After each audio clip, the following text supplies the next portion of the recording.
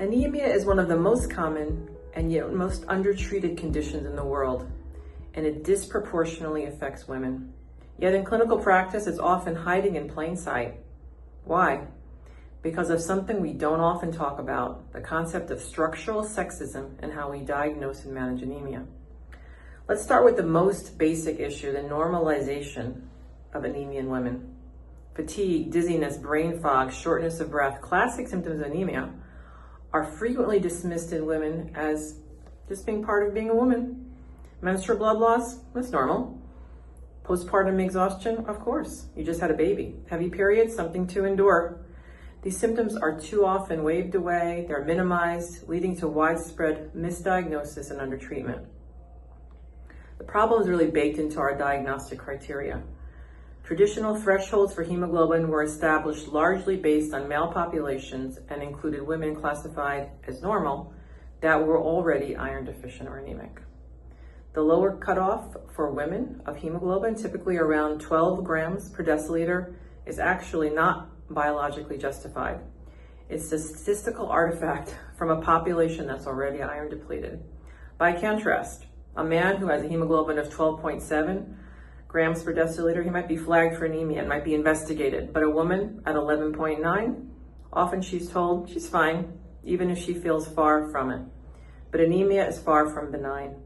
Even mild and moderate anemia carry serious risk, especially when underrecognized and untreated.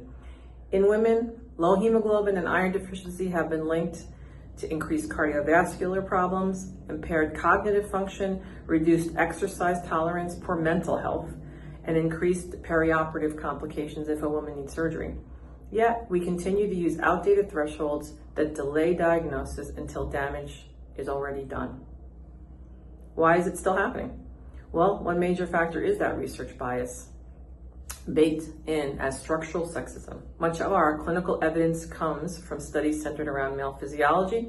As a result, we lack enough data on how women experience iron deficiency, how their symptoms manifest themselves, and how they respond to treatment.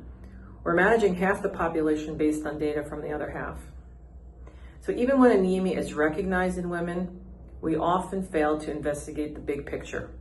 Overlook causes like heavy menstrual bleeding, as we mentioned, uterine fibroids, pregnancy-related blood loss, postpartum depletion. They're common drivers of iron deficiency, yet they're frequently excluded from standard anemia workups and seen as just normal. Many women are told to take a multivitamin when actually they need maybe intravenous iron or better supplementation, surgical intervention, or other types of management. On top of that, there are real barriers to care. Cultural norms may discourage women from speaking up about fatigue and heavy bleeding. Social and economic inequities limit access, perhaps, in some parts of the world to iron-rich foods, to the right kind of diagnostic testing, and to high-quality treatment.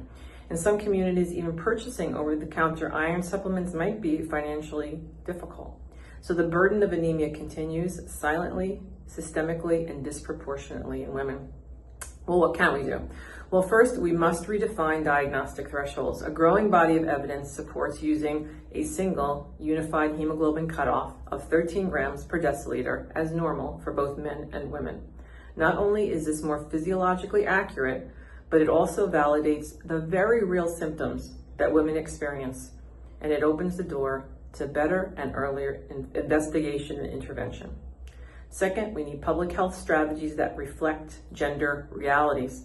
That means gender-sensitive screening guidelines, targeted testing in high-risk populations, improved access to therapies like iron, nutritional education perhaps, culturally competent support programs, many things we can do to deal with this issue of structural sexism around anemia management and diagnosis in women. So this isn't just about anemia, it's actually about health equity. We can't continue to accept lower standards of health for women. We owe it to our patients, our communities, and ourselves to challenge outdated norms and build a system where symptoms are believed, thresholds are evidence-based, and no one is left behind because of their gender.